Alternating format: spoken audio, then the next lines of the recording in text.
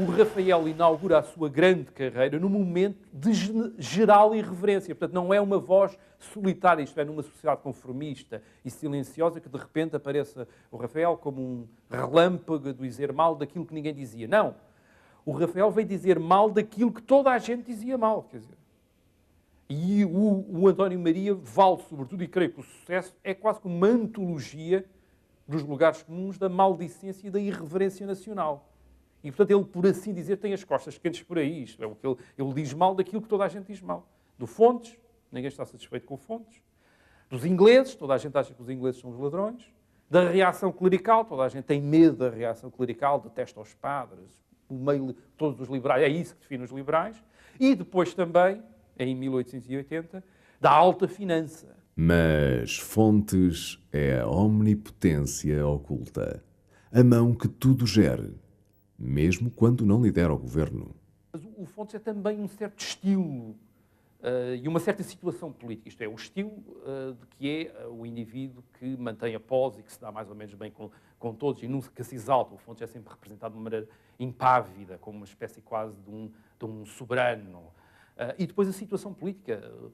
Rafael, nos anos 70 e 80, quando vive em Portugal, vive sob o governo de Fontes Pereira de Melo.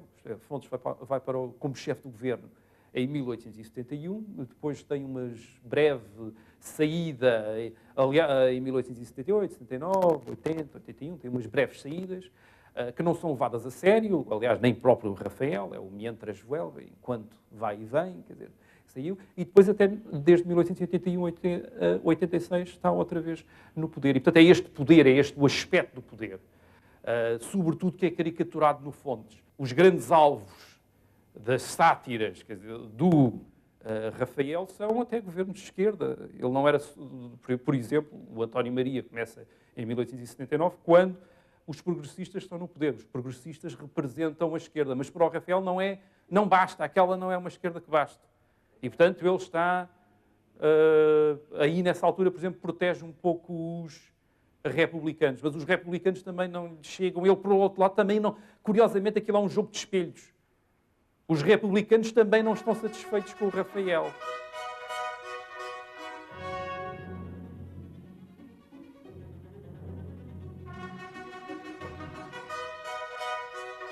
Mas há ali um lado até de uma posição cómoda. Isto é, de alguém que não está comprometido com ninguém e que pode brincar com toda a gente sem que lhe sejam chamadas as responsabilidades. Sem ter de defender ninguém. A paródia, o António Maria, os pontos nos is não têm de defender ninguém. Estão sempre contra. E, portanto, podem brincar sempre com toda a gente. E Rafael cria o seu porta-voz, um alter ego a quem empresta as suas opiniões para comentar tudo e todos, criticando o poder instituído, o Zé Povinho. É uma figura curiosa que tem que ver com a situação da sociedade portuguesa em Lisboa, uma sociedade pouco urbana, não há indústria, portanto não há operariado, não há proletariado, e ele é o povo, não proletário que ainda não havia, é o povo já não rural, visto que está na cidade, e pertence assim a uma franja de gente que, entre o viver citadino dos bairros limítrofes e as hortas vizinhas da cidade. E aí é que ele se define com a sua barba a passa-piolho, com o seu chapéu braguês, com a sua jaleca, com as suas botifarras, e isso permite-lhe uma esperteza saloia, como se dizia e continua a dizer, uma esperteza saloia para as vicissitudes do poder exercido pela política nacional e uma grande liberdade de língua e a criação genial das armas de São Francisco, isto é, o manguito, que serve de resposta a tudo.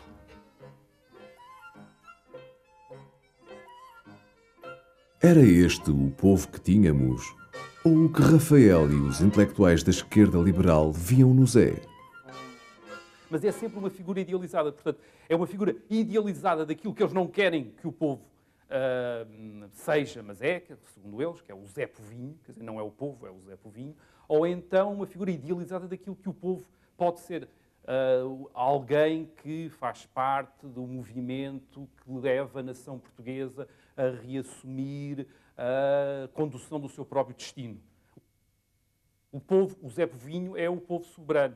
E tem aquela imagem conhecida do Zé Povinho na história, que ele está a dormir ao princípio, e depois se vai levantando em várias ocasiões, isto é, levanta-se com a Revolução de 1820, levanta-se com a Revolução de setembro de 1836, e repare, estas ocasiões são todas ocasiões em que há viragens à esquerda. O essencial desse Zé Povinho na história é que ele nunca se levanta que não se deite. E esse é que é o grande drama do Rafael e daqueles intelectuais que estão à volta do Rafael. Eles não podem fazer a revolução sozinhos.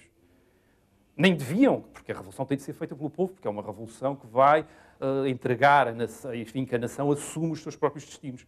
Mas o drama deles é que vão à rua e o povo, quer dizer, que eles sentem que os rodeia, não é o povo que eles gostariam que houvesse. É aquilo que para eles é um povinho. Os seus colaboradores, os seus cronistas literários das revistas foram o Guilherme de Azevedo, foi o Ramalho Ortigão, foi o Filho de Almeida, foi o Eugênio de Castro, foi o João Chagas, que são 4 ou 5 notáveis escritores dos anos 70 até ao princípio do século XX. Guilherme de Azevedo, isto é, João Rialto, e João Ribaixo, quer dizer Ramalho Ortigão, assinam os retratos que acompanham o célebre Álbum das Glórias Nacionais. Rafael adotou Ri Muito para apelido da sua prosa. Divertiam-se divertindo, com o Gato Pires sempre por perto.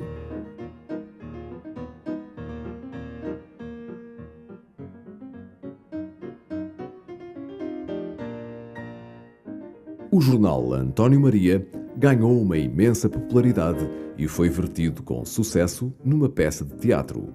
E também, imagine-se, em charutos e até bengalas. Por esses anos, o Grupo do Leão, um punhado de pintores liderado por Silva Porto e pelo mano Columbano, tutelava o gosto nas artes.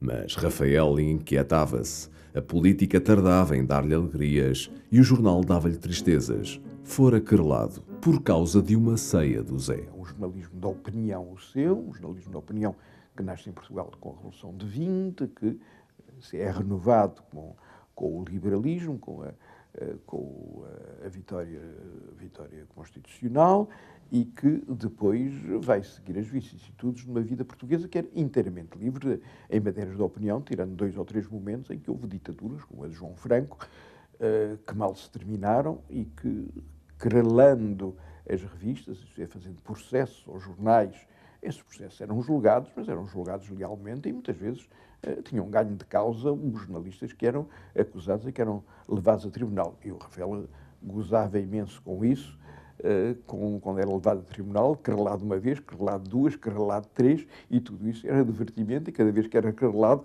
ele defendia-se por escrito. A falta de solidariedade da classe jornalística em acudir a um terremoto ocorrido na Andaluzia faz desistir do António Maria em janeiro, para logo, arrependido em maio, publicar os pontos nos is e dar voz a Maria da Paciência. Porque as tristezas não pagam dívidas, é com ela que Zé Povinho vai continuar a apontar os vícios e os ridículos do Portugal de então. Até que lhe chega a mostrar ao nariz e com os pontos nos is ele reage e o António Maria desaparece, aparece a Maria.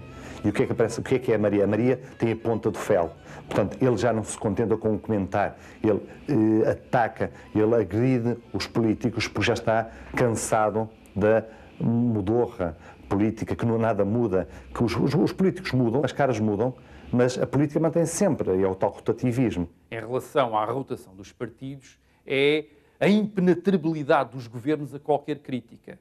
E tem aquela famosa imagem do José Luciano e do Insa Ribeiro, que eram os 2 grandes chefes políticos da altura, que onde um é no governo e o outro está na oposição. Aquele que está na oposição maltrata o do governo, mas o do governo é de borracha e resiste a todas as pancadas e rebenta quando é picado pela coroa real. Aqui está, de uma maneira, não tão discreta como isso, mas está sugerido algo que estava implícito na crítica à chamada rotação, isto é, que a rotação o que envolve é a consagração do poder do rei, isto é, que o que temos em Portugal é, de facto, a monarquia ainda a sério, é o ponto de vista dos republicanos, dos radicais, em que o rei de facto escolhe os governos e em que, quando os chefes políticos se revezam no poder, não é porque a população tenha ficado cansada de um e queira ao outro, mas é sobretudo porque o rei decidiu que era a altura de substituir um pelo outro.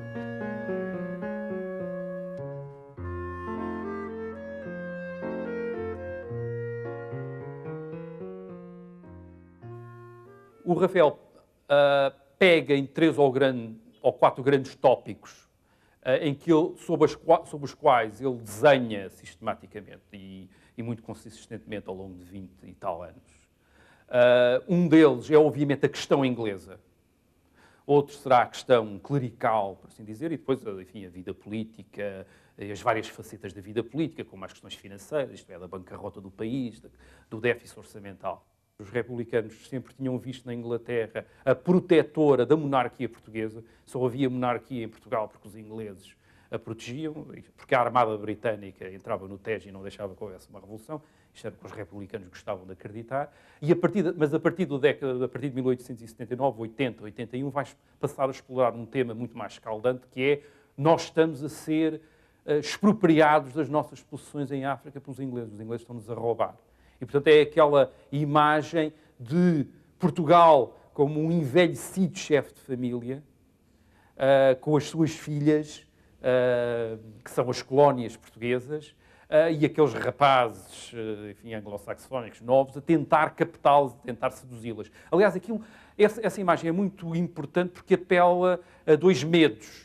Apela ao medo dos patriotas, isto é, dos radicais de ficarem sem essas parcelas de territórios ultramarinos que garantiriam à nação um grande papel no mundo, mas apela também a um outro medo, que é o medo dos chefes de família numa sociedade patriarcal. Aquilo em que a honra do chefe de família consiste é na proteção da honra das suas mulheres, isto é, das mulheres, quer a sua esposa, quer as suas descendentes. E ali estão as duas, portanto, há ali uma ameaça, quer dizer, à honra de Portugal como um chefe de família que já não é capaz de salvaguardar a honra das suas, por exemplo, das suas filhas, que estão a ser atraídas por aqueles galãs. Isto é uma típica situação do romance naturalista, enfim, do primo Basílio que se introduz e que seduz a senhora da casa. E, portanto, ele apela a esses 2 grandes medos. Quer dizer, há ali um jogo com 2 grandes pavores, que são pavores essenciais da cultura do cavalheiro das classes médias, que era o cavalheiro do regime. A alta finança também foi visada. A grande vítima do Rafael é o Henri de Bournet, o conde de Bournet, que é um belga, o que já era mau, mas que ainda por cima é um judeu, o que ainda é pior. E o Rafael aí explora um lado, digamos, que antissemita da cultura da esquerda portuguesa, que era igual à cultura da esquerda europeia e muito particularmente francesa, em que a alta finança está identificada com aqueles que não têm pátria, e o grande representante, os grandes representantes dos sem-pátria são os judeus, os grandes financeiros judeus. E, portanto, o coitado do Henri de Bournet, com o seu nariz semita, com o seu ar estranho, é precisamente a vítima do pincel do Rafael, e é o judeu alto financeiro, estrangeiro, sem pátria, e que é visto como alguém que domina os bastidores da vida portuguesa. Uma das obsessões que o Rafael tem, e que é típico deste homem de esquerda, desta esquerda não é uma esquerda partidária, mas é uma esquerda cultural, é esta obsessão com a ideia de que o regime pode estar a ser minado por uma conspiração da reação clerical que vai destruir o Estado liberal se os liberais não estiverem atentos. Essa conspiração reacionária é sempre representada sob a forma de animais ou subterrâneos, quer dizer, como as toupeiras, ou de animais que são múltiplos, que são em multidão, mas que estão escondidos, que não se veem, como, por exemplo, os percevejos. Então temos o Zé Povinha acometido desses pequenos percevejos, que são os percevejos jesuítas, que o atacam, quer dizer, quando ele menos espera.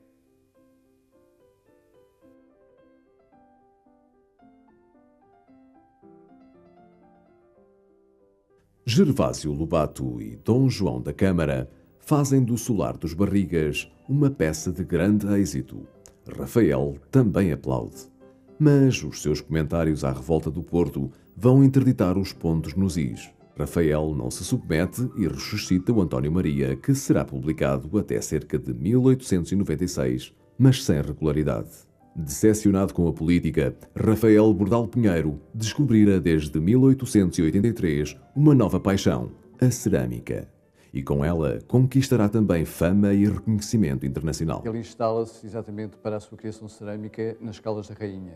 É evidente que há uma conjugação de imaginários, a conjugação do imaginário naturalista, que vinha sendo cultivado e, nomeadamente, a cerâmica como suporte de imaginário, que vinha sendo cultivado desde meados do século XIX por Maria dos Cacos, uma figura lendária, dado que não se conhecem muitas referências biográficas, e mais proximamente Cipriano Gomes Mafra, de que foi contemporâneo também na produção, fornecedor da Casa Real, e que vai recuperar um gosto internacional, um gosto neo-Palissy, ou seja, um revivalismo do ceramista francês do século XVI, Palissy, e que se vai instituir como matriz da cerâmica das Caldas.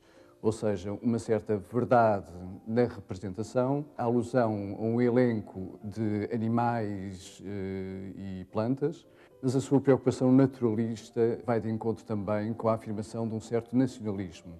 Ou seja, os objetos ou as formas que são representadas pertencem a uma fauna e uma flora portuguesa. Basta lembrar-nos dos cabazes e dos pratos com bacalhaus, com as lagostas, com as couves portuguesas, com os peixes da nossa costa, para vermos de que modo é que essa linguagem neo-Palissy é convertida a um registro português. O interessante é que a passagem do desenho à cerâmica não é uma transcrição, mas é antes uma invenção também da própria cerâmica. Se nos lembrarmos das suas figuras de movimento, que são, ao fim e ao cabo, uma criação técnica que responde perfeitamente a uma necessidade de humor, de fazer figuras que nos fazem rir, porque são figuras que são tão vivas que se mexem, há uma articulação, e todo o elenco das figuras que representa, entre o seu célebre Zé Povinho, que vai ganhar na sua obra cerâmica várias expressões, entre apitos, figuras de movimento e mesmo, enfim, objetos ornamentais. Por outro lado, há um pensar dos objetos cerâmicos em função da caricatura. É o caso de um escarrador em forma de John Bull, ou seja, um objeto com uma funcionalidade pouco digna, onde se representa o inimigo máximo, ou seja, a nação inglesa, que com o ultimato tinha ofendido Portugal, e, de um modo mais preciso, uma quase que intervenção crítica a propósito de acontecimentos que Bordal Pinheiro vai presenciando. O caso logo do ultimato inglês é um deles, mas também depois a vitória sobre o Guggenheim, supostamente um aliado que seria enfim, um aliado em favor da política colonial não portuguesa, um Guggenheim antes e depois, em forma de garrafa, e afunilando de algum modo e puxando à realidade portuguesa o célebre Arola, também figura de garrafa, ou seja, o português de tor da viagem, de chinelos e com as suas botas na mão, enriquecido, e que é mostrado de uma maneira caricaturada, bem certo, mas apesar de tudo também com alguma simpatia. Para além deste elenco de figuras que Rafael Bordal Pinheiro transcreve de algum modo, de um modo criativo, porque ele efetivamente cria na cerâmica uma nova tipologia de objetos que respondem a uma necessidade de ostentação e que se inscrevem nas artes decorativas portuguesas como objetos, de facto, de grande virtuose técnica e grande interesse plástico. Mantém-se uma matriz nacionalista, o mesmo nacionalismo de finais do século XIX, quando vemos, por exemplo, objetos que aludem a um mito da cultura portuguesa, a uma realidade também, que é a presença do mar, logo num centro de mesa com as nereides, que é um tema que é muito utilizado. Também na jarra manuelina, em que se evoca um período neo-manuelina, de resto, em que se evoca o período exatamente dos descobrimentos e toda uma arte produzida nessa altura, e de uma maneira mais internacional com o seu incensador árabe.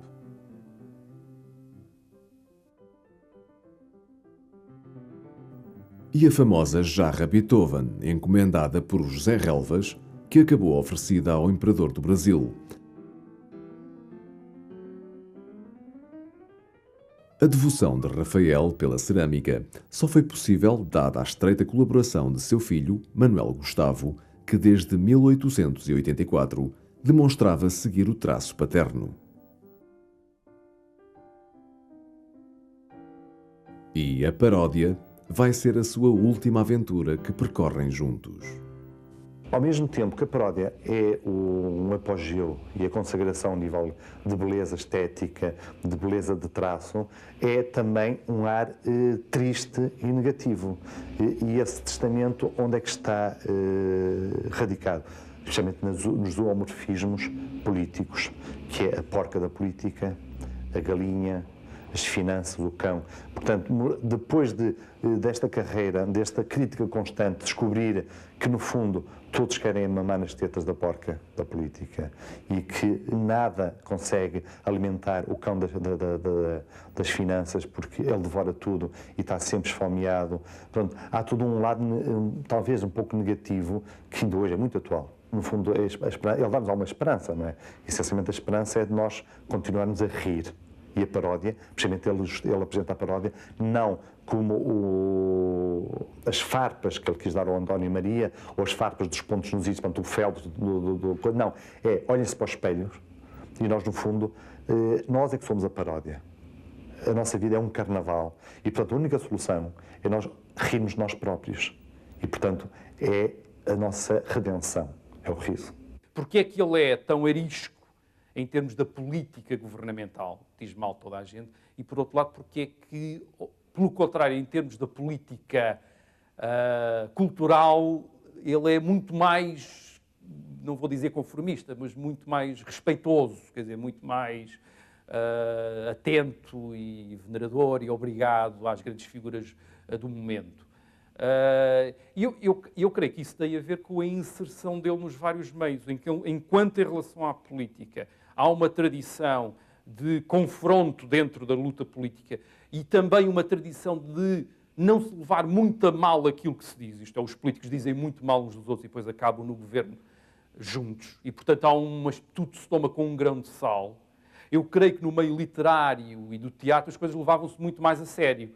E se o Rafael caísse se arriscasse a dizer mal de um grande autor, de um grande ator ou de um grande autor, era capaz de ficar com o rancor permanente desse ator ou autor e dos amigos e dos fiéis desse ator ou autor. Em 1903, na sua festa, ele tem os políticos a quem ele caricaturou, a quem ele ridicularizou presentes. Eu duvido que se tivesse algum escritor ou algum ator de teatro que ele sistematicamente tivesse ridicularizado e diminuído, como ele, enfim, ridicularizou e diminuiu o Índice Ribeiro, José Luciano e aqueles chefes políticos da altura, e que tivesse, apesar de tudo, a obrigação que os chefes políticos tinham de não se sentirem ofendidos. Isso era outra coisa, é que os políticos eram obrigados a não se sentir ofendidos. E se eles se sentissem ofendidos, isso era muito mal visto. E, portanto, eles não podiam correr o risco de se verem. E, portanto, tinham de achar graça ao Rafael, mesmo quando não achavam graça nenhuma. E os escritores e os atores de teatro não estavam sob a mesma obrigação. Não iam a votos, não precisavam de ser populares. Essa lealdade, essa liberdade e a lealdade, não se pode ser leal sem ser livre, não se pode ser livre sem ser leal.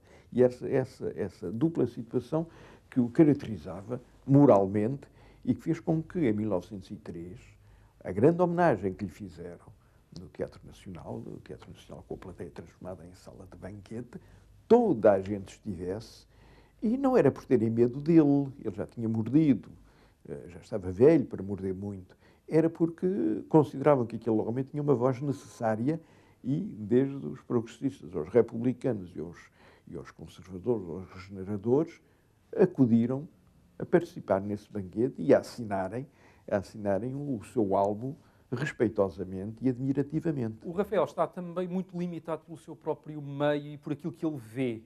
Ele não é um criador de figuras simbólicas, de tipos, como, aliás, creio que os seus admiradores esperavam que ele fosse, isto é, ou gostariam que ele fosse. Ele não cria tipos como, por exemplo, o Essa de Queiroz, nos seus romances cria conselheiros acácios, condes de Abranho, etc. Ele, sobretudo, caricatura indivíduos, apanha as suas tendências mais ridículas e é impiedoso a esse nível, isto é, a nível das suas próprias figuras imediatamente reconhecíveis e muito pouco lisonjeiras. A morte do artista assumiu proporções de catástrofe nacional, disse o Conde de São Boaventura. O Diário de Notícias titula a primeira página lamentando a morte do maior gênio artístico que Portugal teve no século XIX. O Ocidente, o século e toda a imprensa prestam-lhe honrosas e sentidas homenagens. E, morto Rafael, o Zé Povinho não morre. O Zé Povinho fica e é aproveitado por muitos caricaturistas pelo tempo fora, e o último deles, significativamente, foi com certeza o João Belmanda, já nos nossos anos 70. Nossos contemporâneos são outros anti-heróis, nomeadamente o guarda Ricardo, do SAN, que nasce como polícia, já que surge especialmente numa ditadura policial. E, portanto, ser a própria opressão a ser o anti-herói é uma das ironias mais fortes que o SAN conseguiu apresentar-nos, precisamente. Por exemplo, temos o contraste do Cid, que é o cão, o anti-herói, que é a imagem, o animal político, o reflexo, e que põe a nu todas as questões humanas. Temos o Bartuno, que é o barman, onde as pessoas à noite vão despejar os seus problemas. No fundo, é uma visão psicanalítica do nosso dia-a-dia. Temos o Cláudio Ferradura, um casal que no dia-a-dia comenta as pequenas vivências que se passam. O Barbeiro, o corte de cabelo também do Luís Afonso. O Barbeiro é aquele personagem que sabe tudo. É o meio de comunicação da aldeia e, portanto, ele tem o comentário correto para todos. É um Zé Povinho também. Nomeadamente, por exemplo, temos, curiosamente, o Maia, que não tem nenhum anti-herói específico, porque todos eles são anti-heróis. Tem um ramalhete, no fundo, de personagens do dia-a-dia que nos destroem, desconstroem o cotidiano. Eu tentei criar um personagem que tem uma frase extremamente otimista na t-shirt, mas depois é confrontado com a realidade que é totalmente diferente, em geral. Portanto, essa frase otimista entra sempre em confronto com muitas situações que não têm nada a ver em Portugal, não é? Nesse aspecto, é um descendente do Bordal. E tomem lá do bordalo, diria Alexandre O'Neill.